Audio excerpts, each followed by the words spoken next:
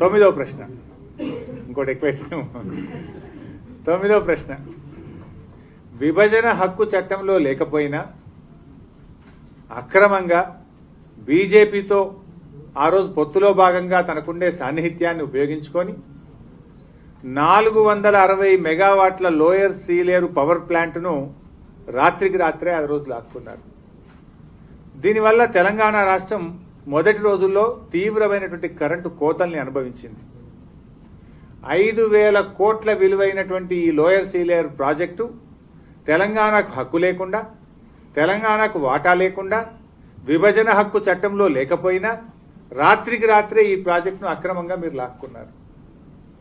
దాదాపు ఈ lower Sileru project గొప్పతనం ఏంటంటే సంవత్సరంలో 365 రోజులు జల విద్యుత్తు జరుగుతుంది. జనరల్గా ఏ ప్రాజెక్టులో కూడా జల విద్యుత్ శక్తి 50 రోజులు 60 రోజులు హైయెస్ట్ 100 రోజుల కంటే ఎక్కువ రాదు.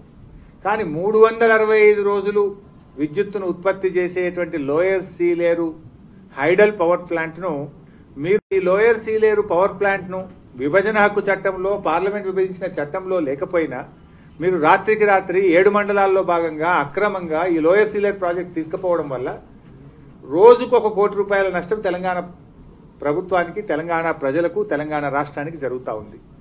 ఇది 5,000 కోట్ల రూపాయల విలువైనటువంటి ప్రాజెక్టు, 460 మెగావాట్ల ప్రాజెక్టు. మరి దీన్ని ఏమైనా వెనక్కు ఇవ్వడానికి చంద్రబాబు గారు ఒప్పుకున్నారా? क्या भाई हंस रहे? अपने को बिजली आता ना साहब. 10వ ప్రశ్న, ఇవాళ విద్యుత్ విభాగంలో 1,200 మంది విద్యుత్ ఉద్యోగులను ఆంధ్రప్రదేశ్కు బదిలీ చేయడం జరిగింది.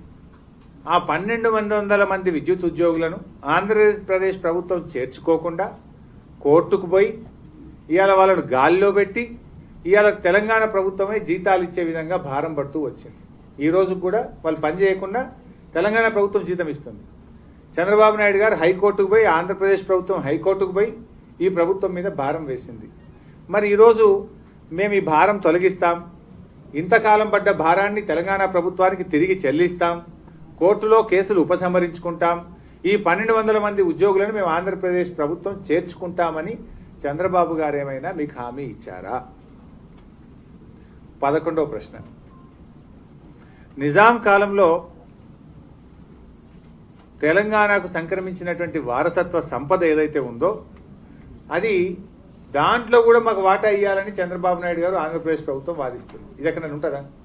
1956 కంటే ముందు Telangana was a separate state, అది మా హక్కు, మా ఆస్తి, దాంట్లో కూడా వాటా కావాలని ఈరోజు చంద్రబాబు నాయుడు గారు ఆంధ్రప్రదేశ్ ప్రభుత్వం ఏదైతే కోర్టుల్లో కేసులు వేసి వాదిస్తుందో దాన్ని ఉపసంహరించుకొని ఆ ఆస్తులు, ఆ సంపద అంతా తెలంగాణ ప్రజలకే దక్కడానికి చంద్రబాబు గారు అంగీకరించారా?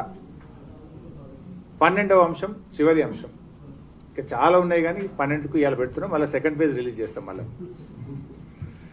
ఈరోజు హైకోర్టు విభజనతో పాటు అనేక ప్రభుత్వ కామెంట్ చేయండి. ఎప్పటికప్పుడు మా వీడియోస్ చూడాలంటే సబ్స్క్రైబ్ చేసుకోండి.